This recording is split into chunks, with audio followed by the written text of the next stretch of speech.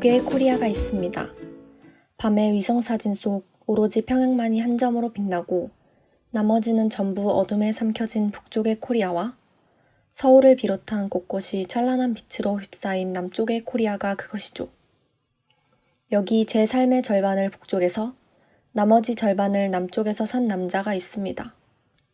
잊혀진 스파이로서 아내와 딸을 둔 평범한 가장으로서 살던 그에게 모든 것을 청산하고 즉시 귀환하라는 명령이 떨어집니다. 주어진 시간은 단 하루.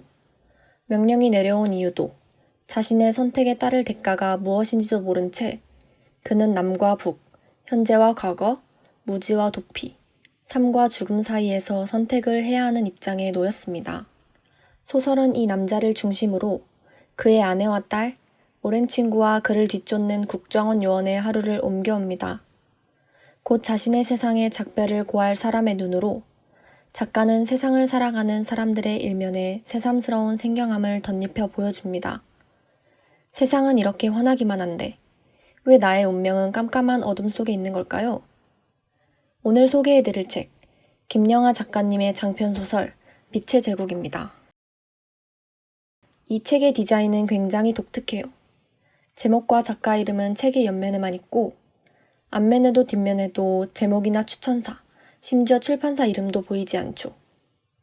대신 표지 전체를 그림이 감싸고 있는데 이 그림이 바로 초현실주의의 거장 르네 마그리트의 빛의 제국 연작 중 하나이죠. 하지만 결말이 되기 전까진 이 그림에 대한 한마디의 언급도 없어요. 이 그림은 무슨 관계가 있을까요? 우선 책의 내용부터 찬찬히 따라가 봅시다. 주인공의 이름은 김기영. 서류상으론 67년생이지만 북쪽의 서류에선 평양 출신의 63년생 김성훈입니다. 80년대 후반에 운동권에 잠입해 학생들을 포섭할 목적으로 난파된 그는 같은 운동권에서 만난 아내 장마리와 결혼해 지금은 중학생인 딸 현미를 얻었죠. 현재 시점으로부터 10년 전 윗선이 갑작스레 숙청되어 끈떨어진 사람이 된 그는 자신에게 주어진 김기영의 역할을 그대로 받아들여 혼자 힘으로 악착같이 살아남습니다. 찾는 사람도 없는 독립영화를 수입하는 영화 수입업자로 여느 때와 같이 평범한 하루를 보내던 그날, 북쪽에서 귀환 명령이 내려옵니다. 그는 20년간의 남한 생활을 차근차근 청산하며 명령이 내려온 이유가 무엇인지, 김기영으로서의 자신과 김성훈으로서의 자신 중 어느 쪽을 선택할지 한참 망설입니다. 이 이상한 하루는 다른 이들에게도 녹록지 않습니다. 기영의 아내 마리는 자동차 딜러로 남편과 같은 연세대 출신이지만 딸을 낳은 뒤 이 직장 저 직장을 떠돌다 근근히 자리를 잡았습니다. 여느 중년 부부처럼 남편과는 그저 그런 일상을 보내고 있지만 한편으로는 20살이나 어린 법대생과의 불륜을 저지르고 있었죠. 마리는 미성숙한 어린 애인이 요구해 대는 무리한 잠자리를 얼떨결에 받아들이고 통제력을 잃어가는 기분에 휩싸입니다. 불유쾌한 기억으로 남은 그녀의 첫 경험처럼 마리는 자신의 모든 처음과 선택을 되짚으며 인생이 어디서부터 어긋나기 시작했는지 끊임없이 고민합니다. 다른 쪽, 중학생인 딸 현미는 한때 바둑 천재였습니다. 바둑을 그만둔 지금도 공부를 잘하는 수재지만 한편으론 풋풋한 첫사랑에 당황하고 있죠. 부쩍 신경 쓰이기 시작한 같은 반 남자아이 진국의 생일 파티에 가기만을 손꼽아 기다리고 있었습니다. 여중생들의 기싸움 가운데서 살아남으려다 자신을 의지하던 단짝 아영이를 팔아버리고 진국의 집에 놀러갔다가 얼떨결에 첫 키스를 해버립니다. 아직도 자신의 삶의 많은 부분이 모르는 상태로 남아있는 마냥 천진하지만은 않은 어린 시선이죠. 또 다른 등장인물, 현미의 국어교사이자 기영의 운동권 시절 동료 소지연입니다. 소지라는 이름으로 불리는 그녀는 당시 운동권의 풍습 그대로 기영을 형이라고 불러요. 기영이 5년 전 맡겼던 가방을 되찾으러 오자 그녀는 항상 숨기는 부분이 많았던 미스터리한 인물 기영의 뒷면을 보고자 가방을 열어보려 하죠.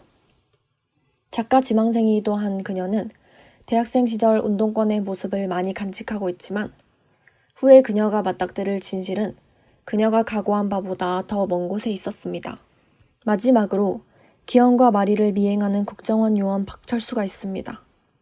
자세한 전모는 밝혀지지 않았지만 기영에게 귀환 명령이 떨어진 것 또한 그가 속한 팀의 공작 활동의 일부였죠. 단단한 신체와 정돈된 남성성의 소유자처럼 보이는 그는 사실 미행 대상인 마리에 매료되어 혼란해하면서도 공무원 월급쟁이인 자신의 신세에 불만을 갖고 있습니다. 그의 곁으로 기영의 행적을 뒤쫓는 국정원의 모습이 비춰지며 긴장감을 더합니다. 이 소설을 읽다 보면 자연스레 떠오르는 책이 있습니다. 중립국만 말하는 주인공으로 유명한 소설 최인훈 작가님의 광장인데요. 광장의 주인공 또한 남한과 북한 사이에서 갈등한다는 공통점이 있죠. 광장의 시점에서 본 세상은 사회적 자아가 발현되는 광장과 개인적 자아가 발현되는 밀실로 나누어져 있습니다. 내가 친구들을 만나 이미지를 관리하는 곳이 광장. 모든 것을 벗어던지고 진짜 모습을 보여주는 나만의 공간이 밀실인 셈이죠. 광장 속 전쟁 직전의 남한은 광장이 없고 밀실뿐인 곳, 북한은 밀실이 없고 광장뿐인 곳이었습니다. 남한에서 태어나 월북한 지식인의 주인공은 양쪽의 이념에 환멸을 느끼고 중립국을 택해 극장 건표원이나 하는 따분한 삶을 찾아 떠나지만 조국에서 만났던 사랑하는 여인의 기억에서 도망칠 수 없다는 걸 깨닫고 스스로 목숨을 끊고 말죠. 이 책 빛의 제국은 비슷하지만 조금 다른 이야기를 합니다. 북한은 김씨 일가만이 주인공이고 나머지 모든 사람들은 단역에 지나지 않습니다.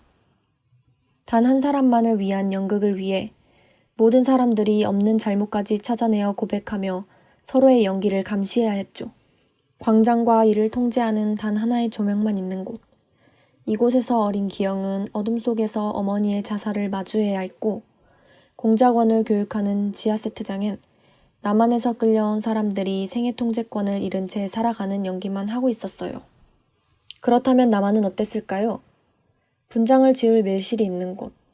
모두가 밀실의 본 모습을 감춘 채 광장에 나와 연기를 하는 곳이었습니다.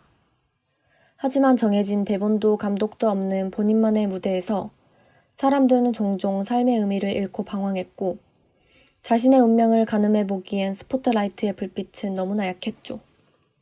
기영과 마리 소지는 젊은 혈기에 찬 신념과 자기과신이 무너지는 것을 겪었고 수많은 사파 속의 사람들은 덜어는 자살을 했고 덜어는 광신도가 되었습니다.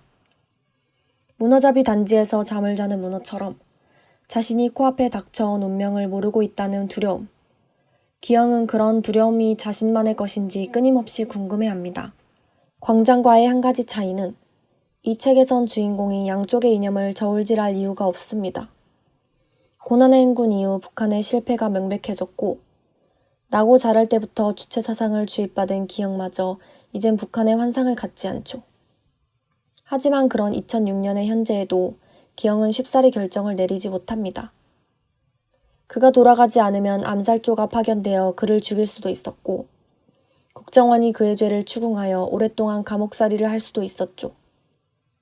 만약 그가 북으로 올라간다 해도 가서 처형을 당할지조차 알 수 없는 일이었고 평행의 세트장에서 선택권 없이 여생을 흘려보내는 것이 그나마 희망적인 가능성이었어요. 남겨질 가족들의 이야기는 두말할 것도 없고요. 그래서 기영의 선택지엔 중립국이 없었습니다. 소지에게 5년간 맡겼던 가방 속에는 위조 여권과 비자금이 있었는데 그가 제3국으로 탈출할 때 쓸 위조 여권은 유효기간이 지난 종이 쪼가리일 뿐이었죠. 삶의 주도권을 쥘 것이냐 버릴 것이냐, 김성훈의 삶을 살 것이냐 김기영의 삶을 살 것이냐의 사이에서 주인공은 도망칠 곳이 없었습니다. 이 소설이 특이한 점은 줄거리와 관련이 없어 보이는 사파와 회상이 정말 많다는 거예요. 단 하루의 시간 속 모든 등장인물들이 살아오며 마주한 에피소드들을 짧게 회상하는데 이런 복잡한 인간 군상의 모습을 우리가 보아온 세상과 비슷해 괜한 동질감이 들기도 하죠. 이런 특징은 곧 이 나라를 떠날지도 모르는 기영의 시선처럼 우리의 삶을 새삼스러운 낯설므로 보여지기도 해요. 그리고 이렇게 쏟아지는 사파와 정보의 홍수 속에도 끊임없이 복선을 뿌리고 회수하는 과정이 은근하게 숨겨져 있어요. 악법의 구체적 예시를 묻는 현미에게 답하지 못했던 소지는 기영의 고백 후 불고지죄라는 제목과 마주하게 되고 4년 전 무슨 꿈 꾸냐는 질문을 받은 기영은 마리와 만난 후 평생 자신을 따라다니던 악몽을 떠올리죠. 자신에게도 숨겨진 음험한 면이 있을까 고민하던 현미는 순간을 무마하기 위한 거짓말로 사회적 약자인 단짝을 팔아버리기도 합니다. 이 예상과 결과 혹은 질문과 답변 형태의 복선 회수 과정은 약간씩 변주되기도 하는데요. 기영은 불필요한 이목을 끌지 않기 위해 절대 멍하니 서 있지 말라고 교육을 받았지만 정작 소진은 압상스 간질이라는 증상 때문에 몇 분간 멍하니 서 있곤 합니다. 무지가 도움이 된 적은 없다는 생각을 고수하던 소진은 기영이 정체를 고백하자 자신의 말을 취소하며 아연해하죠. 가까이 들여다보면 삶은 우리에게 마냥 웃을 수 없는 희극적인 농담을 돌려줍니다. 이야기는 조용하면서도 숨가쁘게 결말로 흘러갑니다. 늦은 밤 마리를 만난 기영은 자신의 정체를 털어놓고 어떤 선택을 해야 할지 묻습니다. 제 삶의 선택에 근간이 흔들린 마리도 가슴속에 맺힌 말이 많죠. 그렇게 두 사람은 서로의 질문에 예상치 못한 답을 내놓고 서로의 분장이 한꺼풀 벗어진 채로 처절한 대화를 나눕니다. 둘의 하루를 옆에서 보아온 우리에게 이 장면은 단지 치정극으로 치부할 수 없을 만큼 안타깝고 가슴 아파요. 스포일러가 될 수 있으니 마리의 결정에 대해선 말을 아낄게요. 마리가 먼저 떠난 뒤 기영은 자신을 하루 종일 따라다니던 국정원 요원들과 마주합니다. 기영은 요원들의 설득을 듣고 자신의 상황을 뒤에서 교묘하게 조작하던 모든 것을 다 알던 무대의 설계자처럼 보이는 그들의 진짜 모습을 깨닫습니다. 마지막에 그가 내린 결정은 충분히 예상할 수 있었겠지만 그럼에도 최종 접선지에서 자신의 결심을 되새기는 그의 모습은 진한 감동으로 남습니다.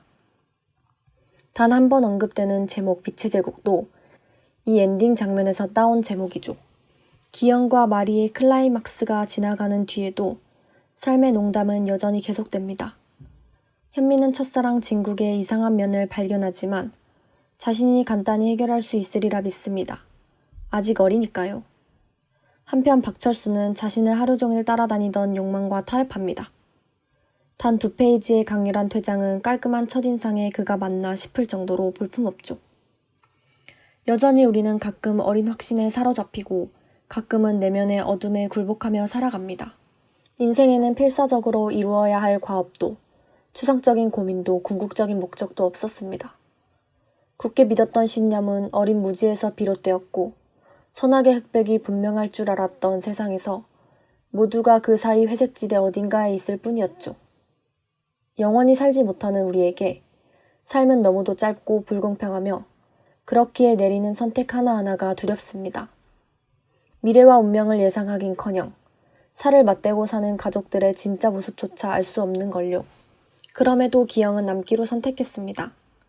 밝은 세상에서 살아가는 듯 보였던 사람들도 나처럼 어둠 속의 두려움을 감당하고 살아왔다는 것. 나 또한 그렇게 내 운명을 지고 살아갈 수 있고 살아가야만 한다는 것을 깨달았기 때문입니다. 탈북한 김정일의 처조카 이한영이 자신의 회고록에 쓴 표현을 빌리자면 자신의 삶 속 작은 주연의 자리를 지키며 사는 것. 그것이 우리 삶의 모습이었습니다. 그렇기에 세상이 이렇게 환해 보이고 우리의 삶은 그에 비하면 한없는 어둠 속에 있다 느껴지더라도 우리는 우리만의 작은 등불을 켜고 살아갑니다. 지금까지 김영하 작가님의 장편소설 빛의 제국이었습니다.